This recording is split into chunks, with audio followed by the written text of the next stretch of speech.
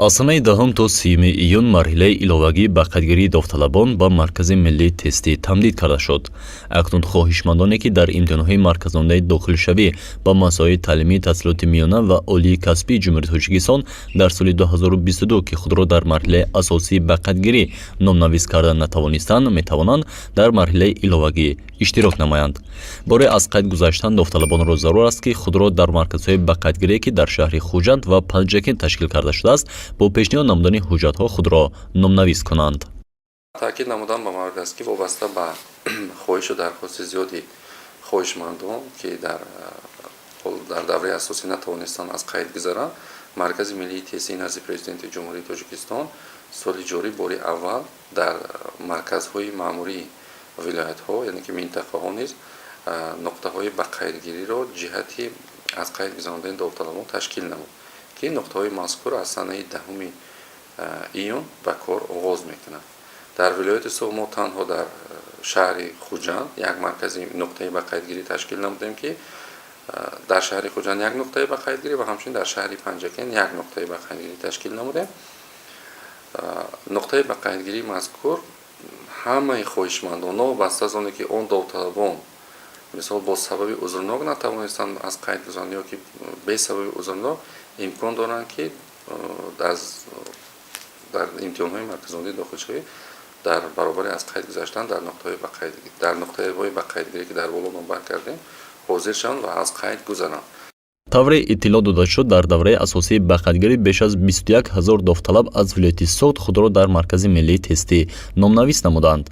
Бо зиёд будани талабот ва сабабҳои дигар ки шумораи зиёди нафарон имконияти аз қайд гузаштанро надоштанд, марҳилаи иловагӣ ташкил гардид. тибқи иттилои масъулин, ҳоло дар маркази миллии тестӣ тақсимоти даъватномаҳо идома дорад. даъватномаҳои давталабон ба масоили таълимӣ ва марказҳои ба қайдгирии шаҳру ноҳияҳои вилоят равона карда шудааст ки давталабон метавонанд аз он ҷо даъватномаашонро ба даст оранд. таъкид намудан ба маврид аст ки аллакай имрӯзҳо яке аз марҳилаҳои дигари марҳилаи баъдие ки баъд аз ба қайдгирӣ бояд тибқи тартибот сурат гирад, ин тақсими даъватномаҳо мебошад ки аллакай даъватномаи он нафар давталабоне ки аз қайд гузашта буданд ба мактабҳо, яъне ки ба он ҷойҳое ки онҳо нишон дода буданд, бештар даъватномаҳоро мо ба муассисаҳои таҳсилоти миёнае ки хонандагон дар он ҷо таҳсил мекунанд ирсол намудем. хаткунандагон ё ки хоҳишмандон метавонанд ки даъватномаашонро аз муассисаҳои таълимии хеш дастрас кунанд.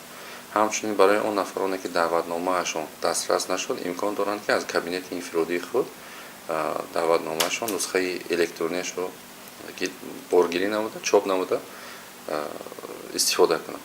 барои дар сатҳи баланд баргузор намудани раванди имтиҳонсупорӣ ва шаффоф гузаштани он, ҳоло марҳилаи ҷалби кормандони муваққатӣ идома дорад.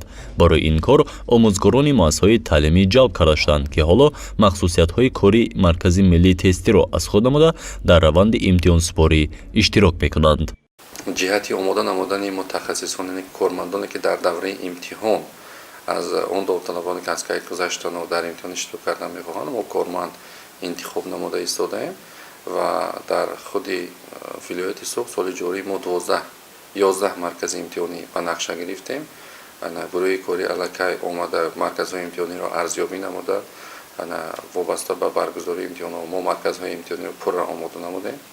аз ҷумла дар шаҳри Панҷакент, дар шаҳри Конибодом, шаҳри Истаравшан, ноҳияи Бобоҷон Ғафуров ва дар шаҳри Хуҷанд дар умум 11 маркази имтиҳонӣ ташкил карда мешавад ва дар 11 маркази имтиҳонӣ мо бояд зиёда аз 550 нафар кормандони муваққатиро ҳам ба ҳайзи роҳбари маркази имтиҳонӣ, ёвари роҳбари маркази имтиҳонӣ, маъмури калони имтиҳон, маъмури имтиҳон ва ҳамчунин ба қайдгирандаи маркази имтиҳонӣ ба кор ҷалб кунем ва аллакай дар шурӯъ аз санаи 6 июн дар 4 шаҳру ноҳия аллакай бо иштироки намояндагони маркази миллии тестии назди президенти ҷумҳурии Тоҷикистон озмун вобаста ба интихоби кормандон рафта истодааст.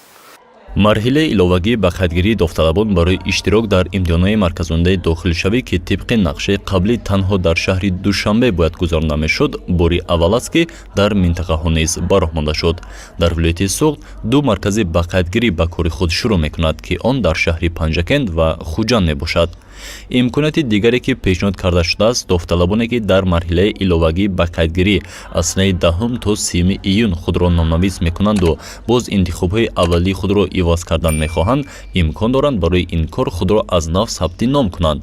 аз нав ба қайдгирии чунин давталабон ҳамзамон бо марҳилаи иловагӣ ба қайдгирӣ ба роҳ монда мешавад ва чунин давталабон ба нуқтаи ба қайдгирӣ бояд муроҷиат кунанд ки худро қаблан дар он номнавис карда буданд. гузориши Шамсиддин Наврӯзов ва Субҳон Одилҷонов барои барномаи иттилоъотии имрӯз.